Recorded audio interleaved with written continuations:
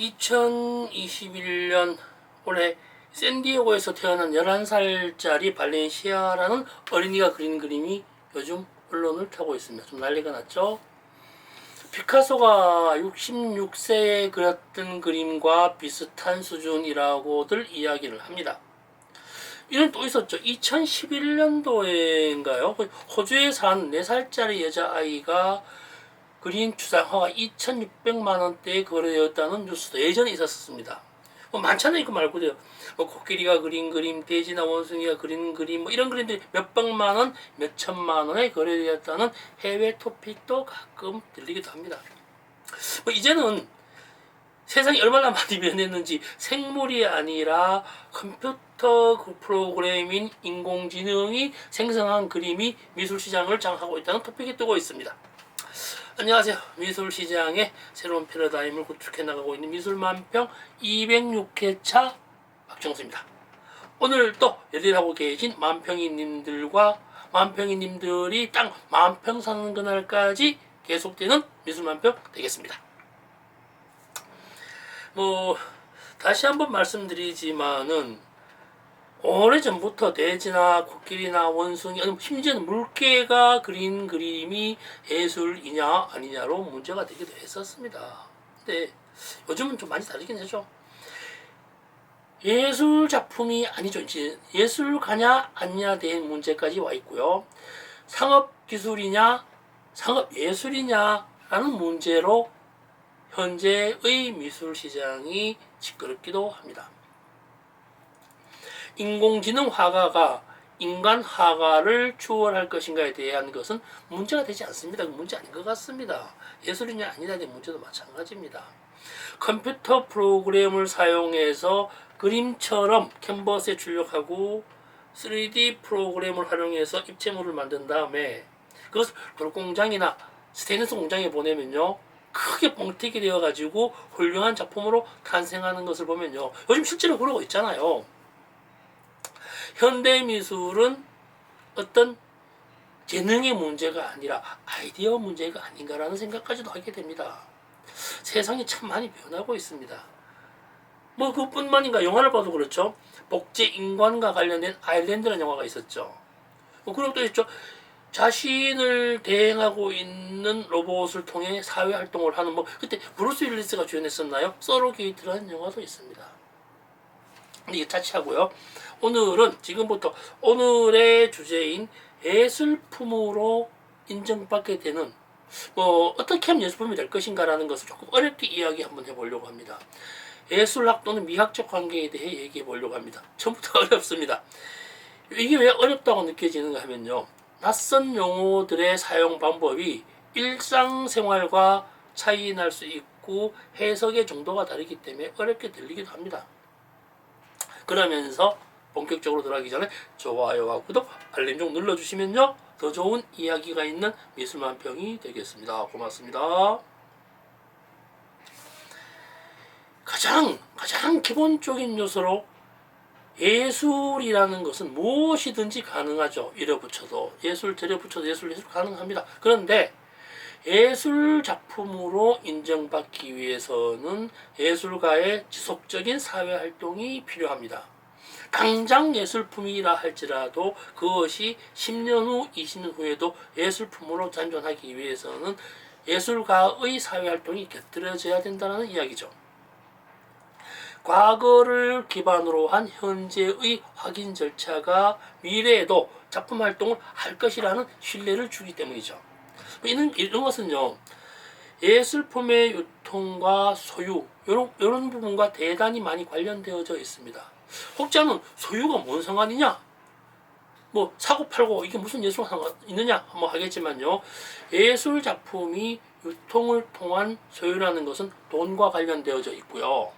돈이 있어야 예술 활동을 지속할 수 있다는 것이 자본주의 사회의 기본 사항이 되는 것이기 때문입니다. 그래서 소유라는 것이 되게 중요합니다. 유통이라는 것도 마찬가지고요. 이번 조금 더 어렵게 한번 가볼게요. 예술학에서 사용되는 용어를 써봅니다. 이거 대단히 좀 어렵긴 합니다. 시각적으로 그려진 그림이 예술이 되기 위해서는 그림, 그냥 그림이라는 회화죠. 그림이라는 것의 모양, 우리말로 모양이지만 한자로는 형상이 되겠죠. 모양과 무늬가 함께 어우러져야 합니다. 모양은 인위적이고 무늬는 익숙해진 과거입니다. 여기에 조금 다른 말을 결합시키면요, 간섭적 기호인 상징이죠. 상징, 심볼. 상징과 모양을 간섭적으로 만들어진 도상, 아이콘이라고 이야기합니다. 그리고 여기에다가요, 물건을 그대로 그림으로 그려낸, 그림으로 표현된, 응축시킨 지표, 인덱스죠. 이런 것들이 함께 해주어야 예술품으로 인정될 수 있다는 것을 말씀드립니다. 예를 들어요, 하트에 화살이 꽂히면요, 사랑이 꽂혔다, 이런 것은 흔히 소위 말하는 아이콘이죠. 도상이라고 말합니다.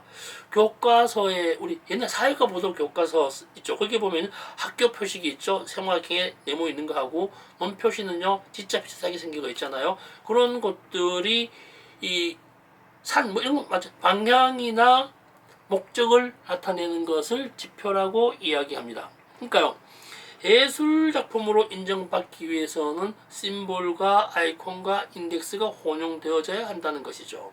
아까 말씀드린 그림과 모양과 무늬가 어우러져야 한다는 것과 상통하는 부분입니다. 좀 이거를 지금까지 했던 말을요, 좀 이해하기 위해서는 듣는 것보다는 자막을 보는 편이 훨씬 더 수월해질 것입니다. 이게 문자로 읽혀질 때 이해도가 좀 다를 수 있거든요. 요걸 다시 한번요, 사회학적, 사회학 아니죠, 사회학으로 한번 풀어보겠습니다. 어떤 물건이 예술 작품이 되기 위해서는 사회와의 교감이 있어야 되고, 사람으로서의 근성과 역사에 대한 이해로서의 기술이 있어야 하고요, 새로운 사회를 위한 미래지향적 의미가 포함되어져 있어야 한다는 것입니다. 이 말도 어렵긴 마찬가지입니다. 그러니까 이것도 어렵긴 하지만요, 미래 사회는 어떻게 될지 모르지만 현재의 인공지능 그림들은 빅데이터를 쓰고 있죠. 그러니까 과거를 기반으로 한 이미지 모양의 조합을 말하죠. 그러니까 이 인공지능이 그려지는 그림들은요, 명제에 대한 몇 가지 이미지를 추출하여 조합을 합니다. 현재 활동하고 있는 인공지능 화가는요, 사람 화가만이 가지는 개인적이면서 독립적인 독특한 사회와의 교감 부분이 없는 보편적 교감으로서 등장될 수밖에 없다는 거죠. 다른 말로 하면요, 과거에 응축된 이미지만을 사용해서 조합할 수밖에 없다는 거죠. 생겨날지도 모르는 미래지향적 이미지는 찾아낼 수 없습니다.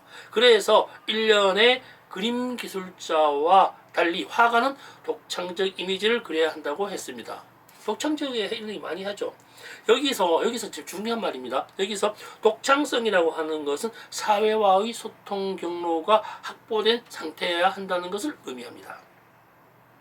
좀 더 어렵게 한번 가볼까요? 어렵진 않습니다만, 동양미학에서는 예술은 이해가 아니라 개념의 문제로 넘어간다고 했습니다. 그림 보면 이러죠. 야, 이 작품 보면 그냥 이해해. 이 작품 이해할 수 있어? 이런 말이 있죠. 이런 말에서의 이해는 변하는 세상에 적응하면서 변하지 않는 원칙을 찾아내는 일이기 때문에요, 변화의 근원을 가지고 있는 예술과는 좀 차이가 있습니다. 어렵죠. 이해라는 말 자체를 사전에 찾아보시면 그런 말이 나옵니다. 변화를 이해하면서 변하지 않는 본질을 찾아야 한다.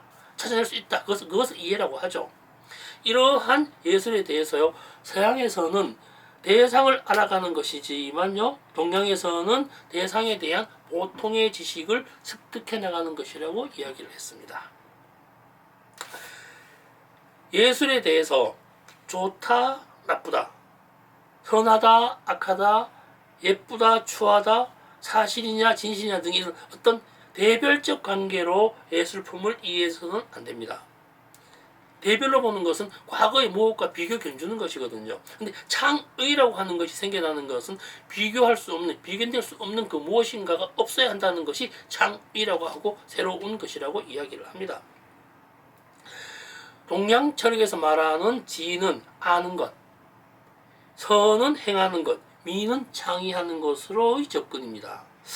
예술로서의 인식은 현재의 지는 진리, 선은 윤리규범, 미는 개념이 됩니다.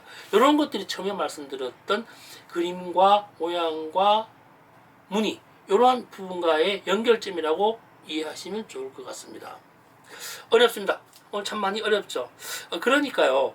결론을 말하자면은 AI, 그리고 인공지능 화가가 아무리 발달한다 할지라도 확실함이 전혀 존재하지 않는, 과거를 기반으로 하지 않는 내일을 예측하고 진단하는 일은 사람의 유일무이한 권리라고 생각합니다. 네, AI 화가가 따라올 수 없다는 것을 이야기합니다. 그리고 지속적인 활동에 대한 것은 미래 예측이 가능해져야 되는 것이거든요.